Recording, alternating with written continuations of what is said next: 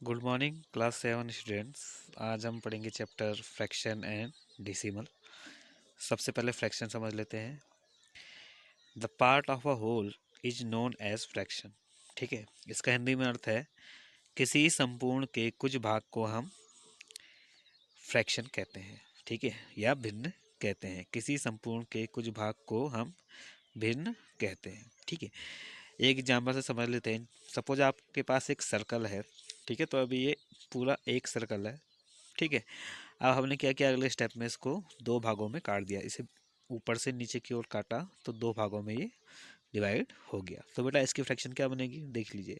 Fraction equal to हो जाएगा, पहले कितना था, ये एक था, और जब हमने इसे बांटा तो कितने भागों में बढ़ गया, ये दो भागों में। तो इसकी फ्रैक्शन बनेगी 1/2। ठीक है, एक को आपने बांटा, ठीक है, और कितने भागों में बांटा, दो भागों में, तो दो आपने नीचे लिख दिया इसके डिनोमिनेटर में। ठीक है, फिर से देख लीजिए, ये एक सर्कल होल है। ठीक है, पूरा एक सर्कल है। ठीक है, तो इसको हमने चार भागों में बांट दिया इस तरीके से। ठीक है, तो फ्रैक्शन क्या बनेगी इसकी, पूरे एक को हमने कितने में बांटा, चार में, तो इसको लिख दिया हमने 1/4। ठीक है, बात कर लेते हैं बेटा टाइप्स ऑफ फ्रैक्शन की। ये हम आपके क्लास 6 में भी आपको समझा चुके हैं। ठीक है, तो टाइप्स ऑफ फ्रैक्शन मतलब भिन्न के प्रकार कितने होते हैं। ठीक है, तो फ्रैक्शन को पहले समझ लीजिए। फ्रैक्शन इज इक्वल टू क्या होता है, न्यूमरेटर अपॉन डिनोमिनेटर। जो आप ऊपर अंक लिखते हैं उसे न्यूमरेटर कहते हैं, और जो आप नीचे अंक लिखते हैं उसे कहते हैं हम डिनोमिनेटर। ठीक है, तो फ्रैक्शन होते हैं बेटा आपके तीन प्रकार के। ठीक है, सबसे पहले आती है आपकी सिंपल फ्रैक्शन। ठीक है, सिंपल फ्रैक्शन में क्या होता है, आपका जो ऊपर का न्यूमरेटर होता है वो डिनोमिनेटर से छोटा होता है। ठीक है, मतलब जो ऊपर की संख्या होगी ना, ये वाली, ये छोटी होगी नीचे वाली संख्या से।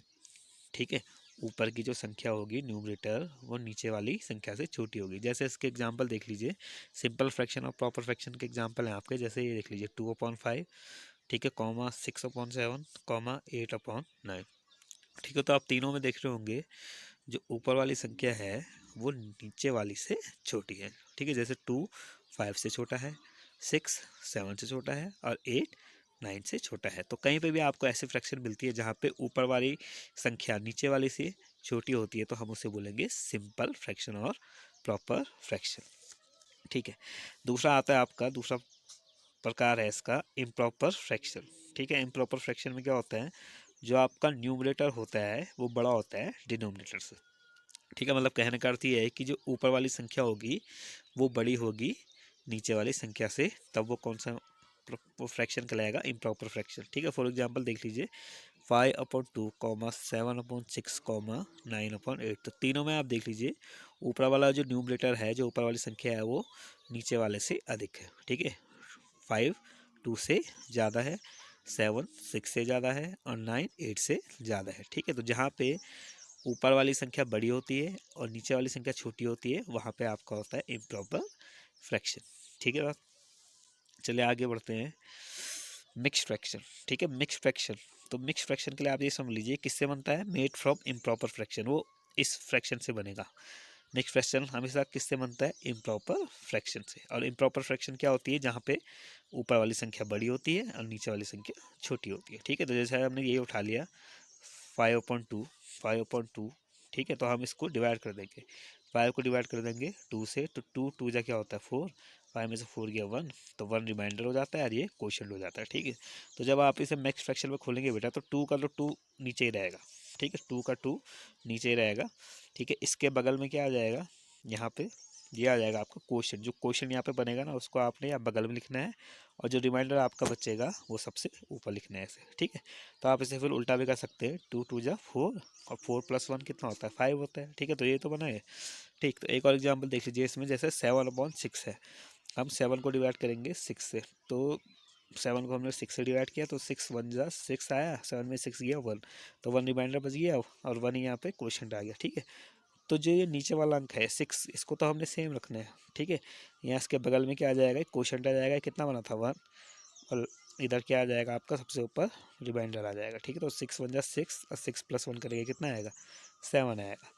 ठीक है बेटा, तो ये है आपके टाइप्स ऑफ फ्रैक्शन। ठीक है, पहला था सिंपल फ्रैक्शन, दूसरा था इम्प्रॉपर फ्रैक्शन, और तीसरा था आपका मिक्स फ्रैक्शन। चलिए बेटा इसकी एक्सरसाइज करते हैं हम। एक्सरसाइज 2.1 का पहला क्वेश्चन है, सॉल्व करना है आपको, ठीक है। 2 माइनस 3/5, ठीक है, इसको सॉल्व करना है। तो देख लीजिए, एक इन्होंने होल नंबर दे रखा है और एक हमें दूसरा दे रखा है फ्रैक्शन नंबर, तो हम इसको भी फ्रैक्शन नंबर में चेंज कर लेंगे, ठीक है। तो जब इसके नीचे कुछ नहीं होता बेटा, तो हम इसके नीचे हम इसे क्या मानते हैं, 1। तो अगले स्टेप में हमने इसे क्या मान लिया, 2 को 2/1 लिख दिया, ठीक है।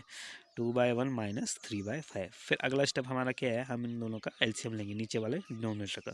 तो एलसीएम और डिनोमिनेटर हमने लिया 1 और 5 का।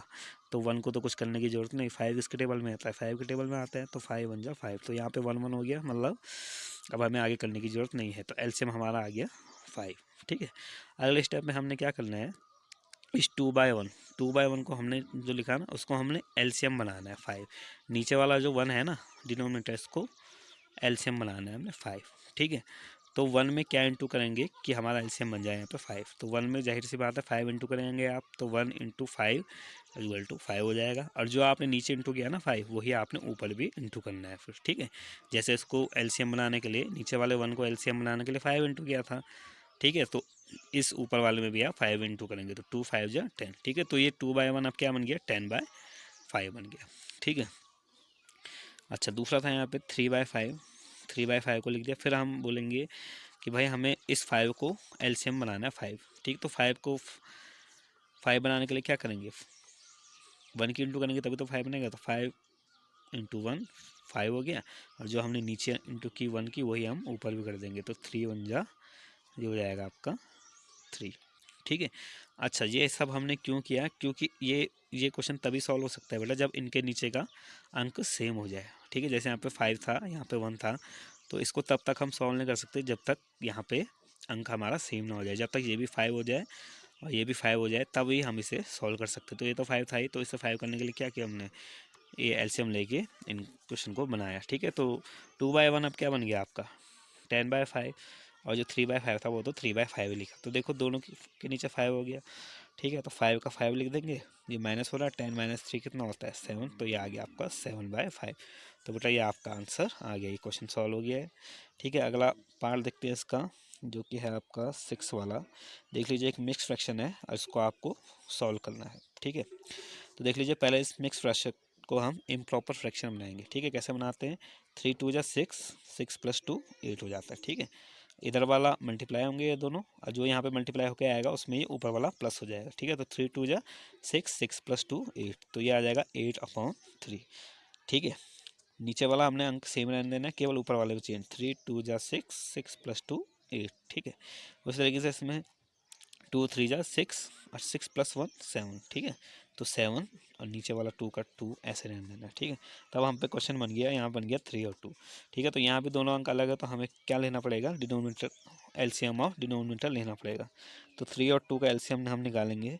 पहले 2 चलेंगे, 2 1 जा 2, 2 के टेबल में 3 तो आता नहीं, तो 3 का 3, ठीक है। तो ये 2 वाला तो यहाँ पे 1 हो गया। अब ये देखेंगे 3 किसके टेबल में आता है, 3 के टेबल में, 3 1 जा 3, ठीक है। तो दोनों 1 आ गया, तो हमारा क्वेश्चन खत्म हो गया, ठीक है। डिनोमिनेटर एलसीएम हम ले सकते हैं, ठीक है। तो एलसीएम कितना आ जाएगा इनका, एलसीएम आ जाएगा 2 × 3 = 6, ठीक है।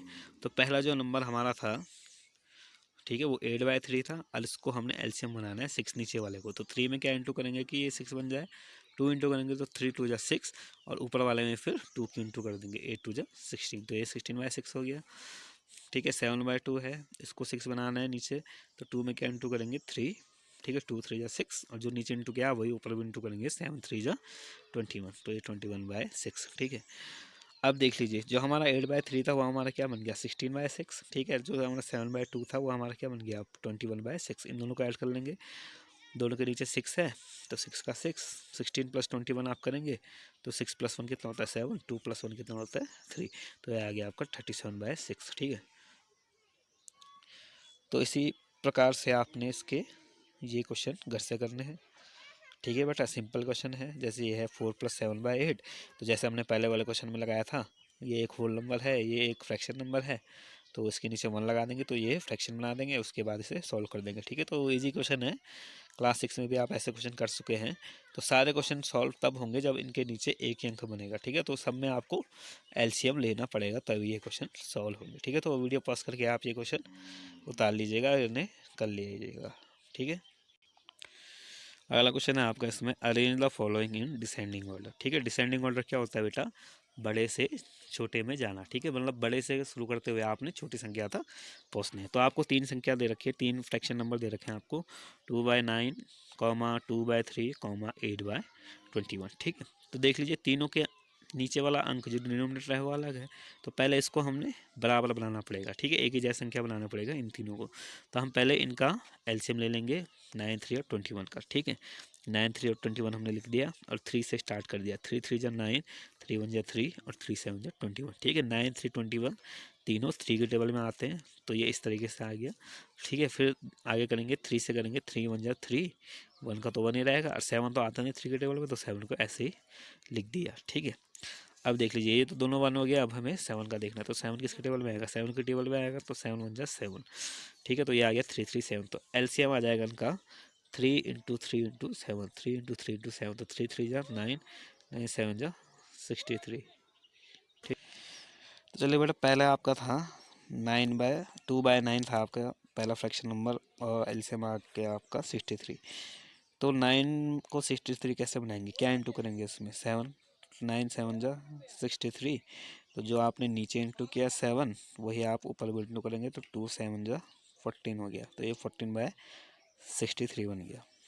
ठीक है, अच्छा ये था आपका 2/3 था, इसको आपने क्या बनाना था, 63 बनाना था, नीचे 3 को 63 बनाना था। तो कैसे करेंगे, तो 3 में आपको 21 की इंटू करनी पड़ेगी, तब ये 63 बनेगा। तो 3 इंटू 21 जो टू 63 होता है। तो जो आपने नीचे इंटू की 21 वही आप ऊपर भी करेंगे, 2 इंटू 21, तो ये हो जाएगा आपका 42। अब देख लीजिए अगली संख्या है आपकी फ्रैक्शन संख्या 8/21, और इसको हमने फिर से 63 बनाना है नीचे वाली संख्या को। ठीक है, तो 21 में क्या इंटू करेंगे कि 63 बन जाए 3। ठीक है, तो 21 3 जा 63, और जो आपने नीचे इंटू किया 3 वही आप ऊपर भी करेंगे, तो 8 3 जा 24। ठीक है, तो अब देख लीजिए 2/9 क्या बन गया आपका 14/63, 2/3 आपका बन गया 42/63, 8/21 आपका बन गया 24/63। अब तीनों को नीचे 63 हो गया, तो अब हम इन्हें लगा सकते हैं असेंडिंग, माफ़ करिएगा डिसेंडिंग ऑर्डर में। ठीक है, तो नीचे तो सबके 63 है, नीचे तो आपको देखना ही नहीं है, केवल ऊपर देखना है। तो ऊपर 42, 24 और 14 में सबसे बड़ा क्या 42। ठीक है, तो इसे लिख देंगे पहले 42/63। ठीक है, उसके बाद इन दोनों में बड़ा क्या है 24 और 14 में फिर बड़ा है आपका 24, तो लिख देंगे 24/63। और लास्ट क्या बचा आपका सबसे छोटा 14/63। ठीक है, तो ये हो गया, इसका क्रम ये बन गया 42/63। ठीक है, फिर आएगा 24/63, लास्ट में आएगा 14/63। अब देख लीजिए ये तो आपने बनाया था ये फ्रैक्शन। ठीक है, पर एक्चुअल फ्रैक्शन क्या था 42/63, वास्तव में क्या था आपका 2/3। तो सबसे पहले आ जाएगा यहाँ पे 2/3। ठीक है, फिर उसके बाद आपका ये 24/63 आया, तो वो क्या थी एक्चुअल में 8/21। तो ये 8/21 आपने लिख दिया।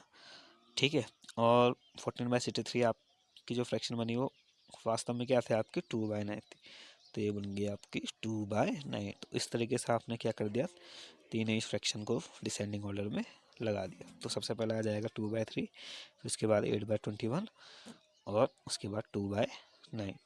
ठीक है बेटा, तो देख लीजिए बेटा नेक्स्ट क्वेश्चन आपको खुद से करना है, इसको भी आपको डिसेंडिंग ऑर्डर में लिखना है इन तीनों संख्याओं को। ठीक है, तो आपको इसमें भी एलसीएम लेना है, और जैसे आपको ऊपर क्वेश्चन में बताया सेम वैसे ही आपको प्रोसीड करना है। ठीक है, तो चलिए बेटा आप बढ़ते हैं अगले क्वेश्चन की ओर। Question third, find is this a magic square. ठीक है, आपको बताना है कि जो नीचे इस स्क्वायर के अंदर जो संख्या दे रखी है क्या वो एक मैजिक स्क्वायर बनाती है। ठीक है, तो ऐसा क्वेश्चन हमने पहले भी किया था आपका।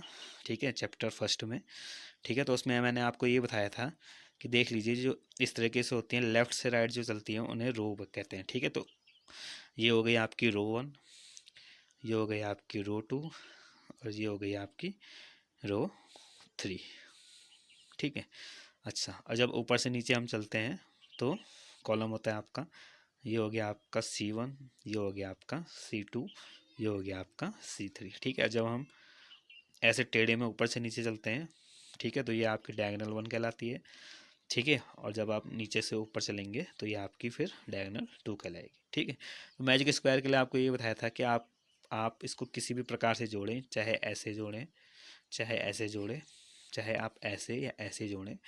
तो अगर आपका हर तरफ से जोड़ के बराबर उत्तर आता हो, ठीक है, या सेम उत्तर आता हो, तभी वो मैजिकल स्क्वायर होगा, नहीं तो नहीं होगा। ठीक है, तो चेक करते हैं इसे कि ये मैजिकल स्क्वायर है कि नहीं है। तो पहले रो वन चेक करेंगे, फिर रो टू, फिर रो थ्री, फिर C1, C2, C3 और लास्ट में डायगनल वन और डायगनल टू के नंबर्स को जोड़ के देखेंगे। ठीक है, तो देख लीजिए, पहले रो वन में आपके तीन नंबर हैं, तीन फ्रैक्शन नंबर है, 4/11, 9/11, 2/11। तो ठीक है, R1 इज इक्वल टू लिख देंगे हम 4/11 प्लस 9/11 प्लस 2/11। तीनों के नीचे 11 है तो कोई दिक्कत की बात नहीं है। ठीक है, एलसीएम लेने की इसमें जरूरत नहीं कि तीनों में 11 ही है, तो 11 का 11।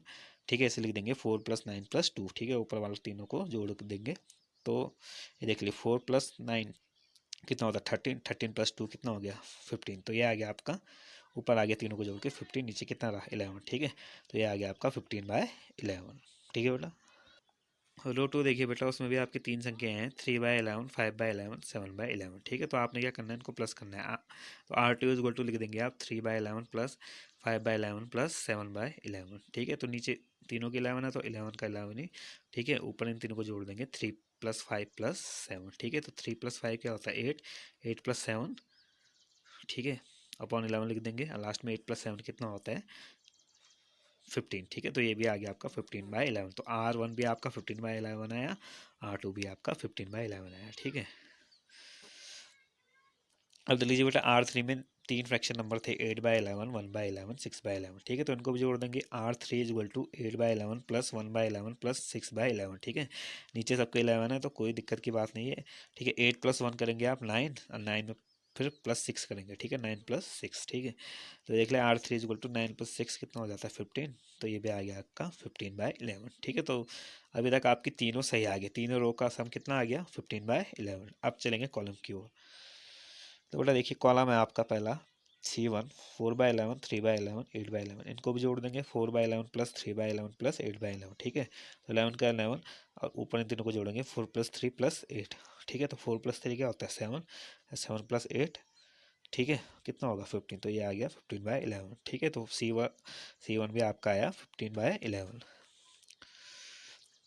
अगले चलते हैं C2 की ओर। C2 में तीन फ्रैक्शन नंबर थे, 9/11, 5/11, 1/11। ठीक है, तो C2 को भी हम ऐसे जोड़ेंगे 9/11 प्लस 5/11 प्लस 1/11। तो 9 + 5 कितना होता है 14। ठीक है, तो ये हो गया देखिए 14, और 14 में प्लस हमने 1 कर दिया, तो ये 14 + 1 कितना आ गया 15। ठीक है, तो ये भी आ गया 15/11। तो ठीक है, तो C1 और C2 भी क्या है 15/11। अब C3 पे चलते हैं, 2/11, 7/11, 6/11। तो ठीक है, C3 भी लिख देंगे हम 2/11 प्लस 7/11, 6/11। ठीक है, तो तीनों के नीचे 11 है, कोई दिक्कत नहीं है, इन ऊपर वाले को जोड़ेंगे 2 + 7 + 6। ठीक है, तो 2 + 7 कितना होता है 9, 9 में फिर जोड़ देंगे 6। ठीक है, 11 का 11, तो 9 + 6 कितना होता है 15। तो 15/11, तो C3 कितना आ जाएगा 15/11। ठीक है, तो R1, R2, R3 और C1, C2, C3 सभी बराबर आए 15/11 के। और अगर हमारे आप डायगनल भी इक्वल आएंगे तो ये मैजिकल स्क्वायर हो जाएगा। तो D1 देख लीजिए, D1 में तीन संख्याएं हैं, 4/11, 5/11, 6/11। तो D1 को लिख देंगे हम 4/11 प्लस 5/11 प्लस 6/11। तो देख लीजिए 11 तीनों के नीचे 11, कोई दिक्कत नहीं है, 4 + 5 + 6 कर देंगे। ठीक है, 4 + 5 क्या होता है 9, 9 + 6 क्या होता है 15। ठीक है, तो ये आ गया 15/11। ठीक है, तो ये भी D1 भी 15/11 आ गया। तो लास्ट चेक करेंगे हम D2। ठीक है, उसमें 2/11 है, 5/11 है, 8/11। ठीक है, तो तीनों को जोड़ देंगे। D2 = 2/11 plus 5/11 plus 8/11। तीनों नीचे 11 ही है, इनको जोड़ देंगे 2 + 5 + 8। ठीक है, 2 + 5 क्या होता है 7, 7 + 8 क्या होगा 15 हो जाएगा। ठीक है, तो D2 भी आपका 15/11 आ गया, मतलब सारे के सारे आपके इक्वल आ गए। तो देख लीजिए आपने क्या क्या निकाला था अभी तक। देखिए R1, R2, R3, C1, C2, C3, D1, D2 और सभी के सभी आपस में बराबर थे। कितना आया था ये 15/11 आ गया था ना सबका आंसर। ठीक है, तो इसका मतलब क्या होगा, this is a magic square. तो जब सारे आपके आंसर इक्वल आ जाएं तो ये एक मैजिकल स्क्वायर होगा।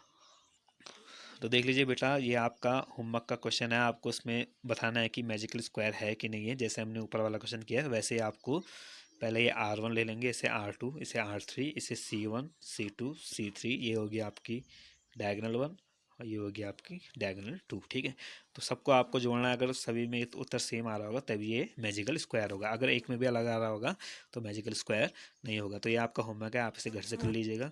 बाकी इस वीडियो से रिलेटेड या इस चैप्टर से रिलेटेड आपकी कोई क्वेरीज हो तो वो आप ज़रूर मुझसे ग्रुप में पूछ सकते हैं, ठीक है। और बाकी इस चैनल को लाइक और सब्सक्राइब कर दीजिएगा। धन्यवाद।